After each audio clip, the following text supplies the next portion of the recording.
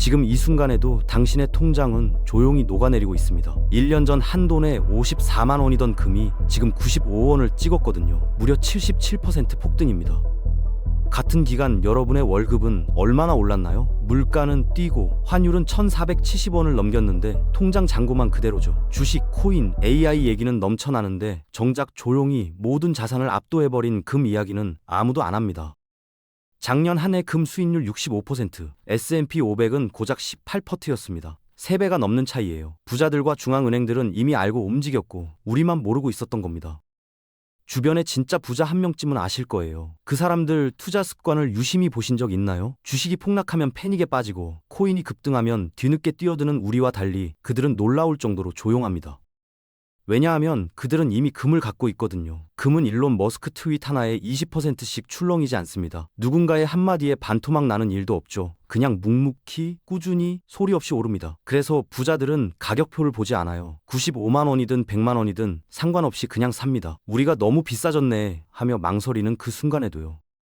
더 무서운 건 개인이 아니라 국가 단위로 이 현상이 벌어지고 있다는 겁니다. 중국 인민은행이 무려 14개월 연속으로 금을 쓸어 담고 있어요. 한두 달 반짝 산 게 아니라 1년이 넘도록 매달 사들이고 있는 거죠.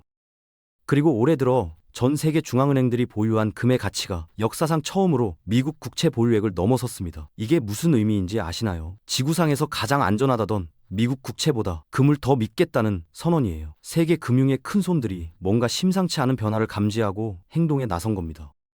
우리는 어릴 때부터 배웠죠. 쌀 때 사서 비쌀 때 팔아라. 근데 이 투자의 기본 공식이 금 앞에서는 완전히 무너집니다. 부자들은 금이 쌀 때도 사고 비쌀 때도 삽니다. 왜냐하면 그들은 금을 단순한 투자 대상이 아니라 보험으로 보거든요. 세상이 무너져도 마지막까지 가치를 지켜줄 자산, 그게 금이라는 걸 본능적으로 알고 있는 겁니다. 여기서 이상한 점 하나 짚고 넘어갈게요. 지금 미국 10년물 국채 금리가 4%를 넘겼습니다. 경제학 교과서대로라면 이럴 때 금값은 떨어져야 정상이에요. 왜냐하면 금은 이자를 한 푼도 안 주거든요. 은행에 돈만 넣어도 4% 이자가 들어오는데 누가 이자 없는 금덩어리를 사겠어요? 그런데 현실은요. 금이 역대 최고가를 연일 갈아치우면서 온스당 5,000달러를 향해 돌진하고 있습니다. 교과서가 틀린 걸까요? 아니면 시장이 미친 걸까요? 둘 다 아닙니다. 시장은 지금 금리보다 훨씬 더 무서운 무언가를 보고 있는 거예요. 바로 통화 가치의 붕괴입니다. 쉽게 말해서 우리가 손에 쥐고 있는 현금, 그 돈의 가치가 실시간으로 녹아내리고 있다는 뜻이에요. 4% 이자를 받아봤자 물가가 5% 오르면 실질적으로는 마이너스잖아요. 시장의 큰손들은 이걸 이미 꿰뚫어 보고 있는 겁니다. 숫자 하나 말씀드릴게요. 지금 미국 연방 부채가 35조 달러를 넘었습니다. 35조 달러가 얼마나 큰 돈인지 감이 안 오시죠? 지구에 사는 80억 명 전체가 1인당 4,500달러씩 우리 돈으로 약 660만 원씩 빚을 진 거나 마찬가지예요. 갓 태어난 아기부터 아프리카 오지 마을 주민까지 전부 포함해서요. 이 천문학적인 빚을 미국이 갚을 수 있을까요? 솔직히 불가능합니다. 그래서 시장은 벌써 답을 내렸어요. 달러를 믿지 말고 금을 믿자. 고금리에도 금값이 폭등하는 이 기현상. 이게 바로 시장이 우리에게 보내는 경고 신호인 겁니다. 그럼 미국은 이 어마어마한 빚을 어떻게 갚으려고 할까요? 정답부터 말씀드리면 갚을 생각이 없습니다. 정확히는 갚을 능력도 의지도 없어요. 대신 그들이 선택한 방법은 아주 교묘합니다. 달러를 더 찍어내는 거예요. 빚이 100조라고요? 그럼 100조를 새로 인쇄해서 갚으면 되죠. 숫자상으로는 빚이 청산됩니다. 근데 이게 무슨 의미인지 아세요? 시중에 달러가 넘쳐나면 달러의 가치가 떨어지는 거예요. 결국 그 피해는 고스란히 달러를 들고 있는 전 세계 사람들에게 전가되는 겁니다. 예를 들어볼게요. 작년에 100만 원으로 마트 장을 봤는데 올해는 똑같은 물건을 사려면 115만 원이 필요합니다. 여러분 월급이 15% 올랐나요? 대부분 아니죠. 이게 바로 보이지 않는 세금, 인플레이션의 실체예요. 정부가 대놓고 세금 올린다고 하면 난리가 나잖아요. 조세 저항이 엄청나죠. 그래서 그들은 훨씬 조용한 방법을 택합니다. 돈을 찍어서 화폐 가치를 떨어뜨리는 거예요. 세금 고지서는 안 날아오는데 여러분 통장의 구매력은 매년 깎여 나가고 있는 겁니다. 전 세계 중앙은행들이 왜 금을 미친 듯이 사들이는지 이제 이해가 되시죠? 더 이상 달러를 100% 신뢰할 수 없으니까요. 결정적인 사건이 하나 있었어요. 2022년에 미국이 러시아의 외환 보유액 3천억 달러를 동결시켜버렸습니다. 하루아침에요. 그 순간 전 세계 국가들이 깨달은 거예요. 아, 달러를 아무리 갖고 있어도 미국 마음에 안 들면 언제든 휴지 조각이 될 수 있구나. 달러의 신뢰가 무너진 순간 금의 시대가 다시 열린 겁니다. 중국 얘기를 좀 더 해볼게요. 러시아 외환 보유액 동결 사건을 지켜본 중국 가만히 있었을까요? 절대 아닙니다. 중국은 즉각 행동에 들어갔어요. 보유하고 있던 미국 국채를 대거 처분하기 시작한 거죠. 한때 1조 3천억 달러가 넘던 중국의 미국 국채 보유량이 지금은 절반 수준으로 쪼그라들었습니다. 중국이 미국 국채를 팔아서 뭘 샀을까요? 네, 맞습니다. 금이에요. 달러 자산을 줄인 만큼 정확히 금으로 채워넣고 있는 겁니다. 이건 단순한 투자 전략 변경이 아니에요. 국가 차원의 생존 전략입니다. 만약 미중 갈등이 극단으로 치달아서 미국이 중국 자산도 동결시켜버리면 어떻게 될까요? 미국 국채야 하루아침에 휴지 조각이 될 수 있지만 금은 다릅니다. 금은 누구의 허락도 필요 없고 어떤 정부도 무력화시킬 수 없는 실물 자산이에요. 중국은 이걸 정확히 알고 대비하는 겁니다.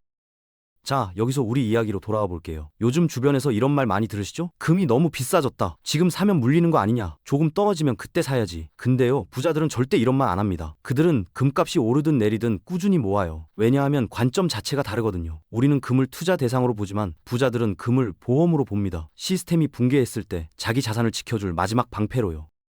그리고 한 가지 중요한 걸 말씀드릴게요. 금이 비싸진 게 아닙니다. 돈이 싸진 거예요. 금 한 돈은 여전히 금 한 돈이에요. 변한 건 그걸 사려면 필요한 원화의 양이죠. 95만 원이 된 건 금값이 폭등한 게 아니라 원화의 가치가 그만큼 떨어졌다는 뜻입니다. 이 관점의 전환이 정말 중요해요.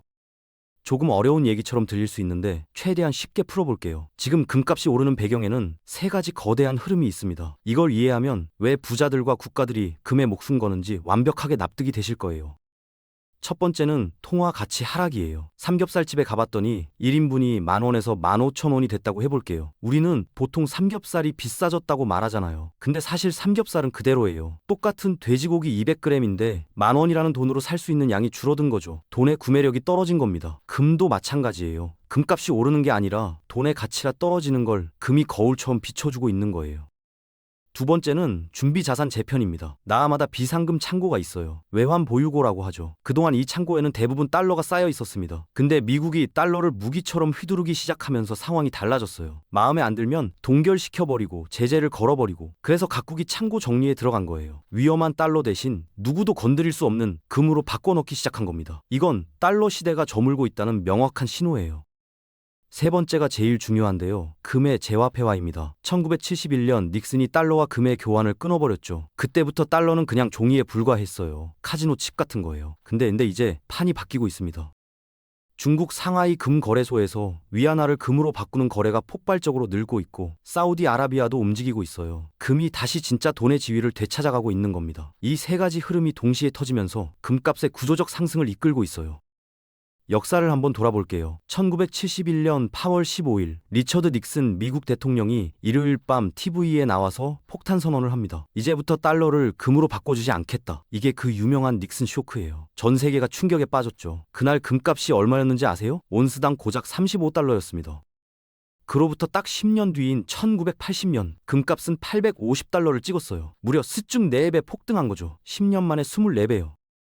자, 여기서 두 사람을 비교해 볼게요. 1971년에 똑같이 1,000만 원을 가진 박 사장님과 김 과장이 있었습니다. 박 사장님은 은행만 믿었어요. 안전하게 예금에 넣어뒀죠. 김 과장은 왠지 불안해서 자산의 절반을 금으로 바꿨습니다. 10년이 흘렀어요. 박 사장님의 1,000만 원은 어떻게 됐을까요? 살인적인 물가 상승에 깎여서 실질 구매력이 반토막 났습니다. 숫자는 그대로인데 500만 원어치밖에 못 사는 돈이 된 거예요. 반면 김 과장은요, 금에 넣었던 500만 원이 24배가 돼서 1억 2천만 원이 됐습니다. 같은 시간 완전히 다른 인생이 된 거죠. 2008년 금융위기 때도 똑같은 패턴이 반복됐어요. 리먼 브라더스가 파산하고 주식이 반토막 나고 부동산이 무너지고 은행들이 줄줄이 쓰러졌죠. 전 세계가 공포에 떨었던 그 시절, 금은 어땠을까요? 꿋꿋이 버텼습니다. 오히려 위기 속에서 상승했어요. 종이로 된 약속들은 순식간에 휴지가 될 수 있지만 실물인 금은 달랐던 거예요. 그리고 지금요? 미국 부채가 2008년보다 3.5배나 커졌습니다. 금의 가장 강력한 무기가 뭔지 아세요? 바로 희소성입니다. 앨런 그린스펀이라고 들어보셨죠? 미국 연방준비제도 의장을 무려 19년간 지낸 전설적인 인물이에요. 그가 이런 말을 남겼습니다. 금은 정치인의 손이 닿지 않는 유일한 화폐다. 이 한마디에 금의 본질이 다 담겨 있어요. 달러는요, 미국 정부 마음대로 찍어낼 수 있습니다. 원화도 마찬가지고요. 근데 금은 아무리 권력이 있어도 아무리 돈이 많아도 찍어낼 수가 없어요. 땅에서 캐내는 수밖에 없거든요. 그런데 문제는 이 공급이 거의 늘지 않는다는 겁니다. 지난 7년간 전 세계 금 생산량이 얼마였는지 아세요? 매년 약 3,000톤 수준에서 꿈쩍도 안 했어요. 7년 내내 제자리입니다. 금값이 이렇게 폭등했는데 왜 더 안 캐냐고요? 캐고 싶어도 못 캐요.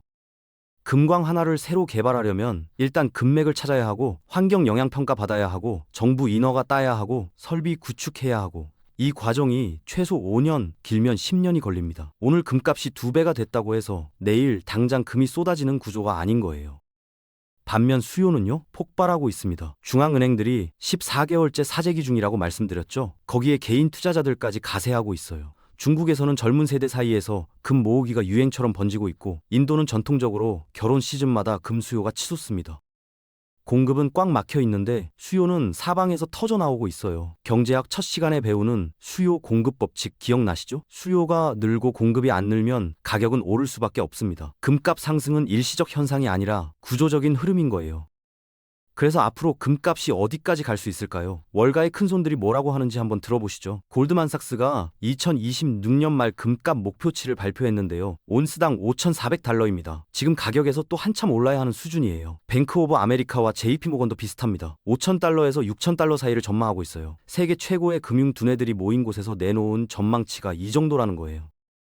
근데 더 충격적인 전망이 있습니다. 세계 1위 금광기업 뉴몬티의 전 회장이 한 말인데요. 전 세계 자금의 단 1%만 금으로 이동해도 금값이 15,000달러를 넘길 수 있다고 했어요. 우리 돈으로 한 돈당 300만 원입니다. 지금 95만 원인데 300만 원이요? 허무맹랑한 소리 같으시죠? 근데 계산해보면 충분히 가능한 숫자예요. 현재 전 세계 금 시가총액이 주식시장의 10분의 1도 안 됩니다. 시장 규모가 워낙 작다 보니까 큰 돈이 조금만 들어와도 가격이 확 튀는 구조인 거예요.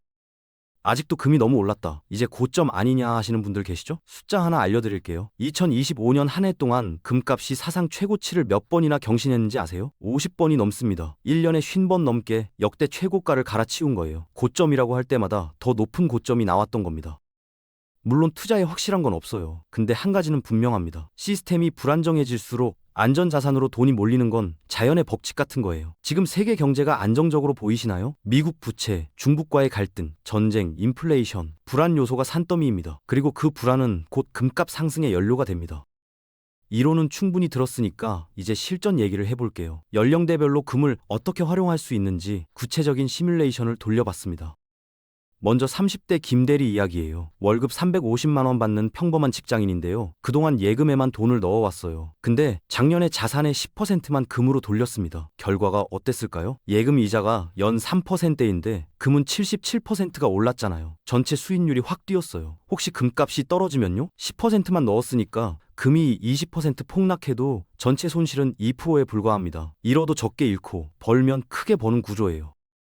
다음은 40대 이 과장입니다. 두 아이 아빠인데 자산의 80%가 주식이었어요. 2022년 주식이 폭락했을 때 하루하루 잠을 못 잤습니다. 아이들 학비, 대출 이자 생각하면 눈앞이 캄캄했대요. 만약 주식을 70%로 줄이고 금을 10% 갖고 있었다면요? 주식이 떨어질 때 금은 버텨주니까 손실폭이 훨씬 줄었을 거예요. 숫자보다 중요한 건 멘탈이에요. 폭락장에서 내 자산 일부는 안전하다는 확신, 이게 밤잠을 지켜줍니다.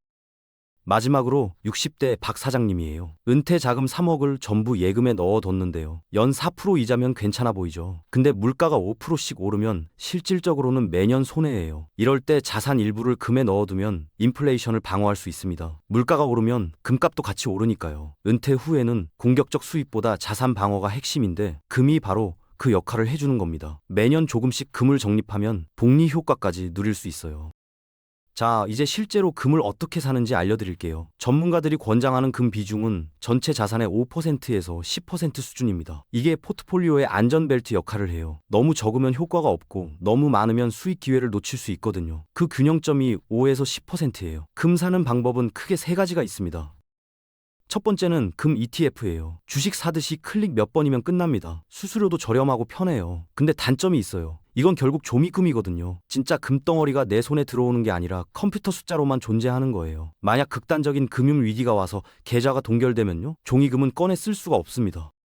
두 번째는 실물금이에요. 골드바나 금화를 직접 사서 집에 보관하는 거죠. 이건 가장 확실합니다. 진짜 내 금이니까요. 세상이 무너져도 금고 열면 거기 있어요. 근데 현실적인 문제가 있어요. 살 때 부가세 10%가 붙고 팔 때도 수수료가 나가요. 보관도 신경 쓰이고요. 도둑 걱정에 금고 사야 하나 고민하게 됩니다. 세 번째가 제일 추천드리는 방법인데요. KRX 금시장이에요. 한국거래소에서 운영하는 금거래 시스템입니다. 주식 계좌만 있으면 바로 거래할 수 있어요. ETF처럼 편한데 원하면 실물로 인출도 가능합니다. 하이브리드인 거죠. 그리고 여기서 제일 중요한 게 나옵니다. 세금이에요. KRX 금시장에서 금 사고 팔아서 수익이 나도 양도소득세가 없습니다. 금융소득 종합과세 대상에서도 빠져요. 이게 얼마나 큰 혜택인지 아세요? 주식은 대주주면 양도세 내야 하고 이자 배당 많이 받으면 종합과세 맞잖아요. 금은 그런 거 없어요. 다만 한 가지 주의하실 점이 있어요. 금을 상속이나 증여수단으로 몰래 넘겨주려는 분들 계시는데 이건 위험합니다. 국세청 시스템이 생각보다 정교해요. 투명하게 처리하시는 게 안전합니다. 지금 전 세계 자산 중 금 비중은 고작 0.5%에 불과합니다. 이게 1, 2%로만 늘어나도 금값은 폭등할 수밖에 없는 구조예요. 부자들과 국가들은 이미 행동에 나섰습니다. 달러 패권의 균열을 읽고 대비하고 있는 거죠. 과거 1970년대에도 2000년대 초반에도 사람들은 똑같이 말했어요. 금이 너무 비싸다고요. 결과는요, 수십 배 상승이었습니다. 지금 현금만 움켜쥐고 있는 건 물이 빠지는 수영장에서 숨 참고 버티는 것과 같아요. 금은 그곳을 빠져나올 사다리이자 자산을 지키는 마지막 방패입니다. 오늘 당장 포트폴리오를 점검하시고 최소한의 안전장치를 마련하세요.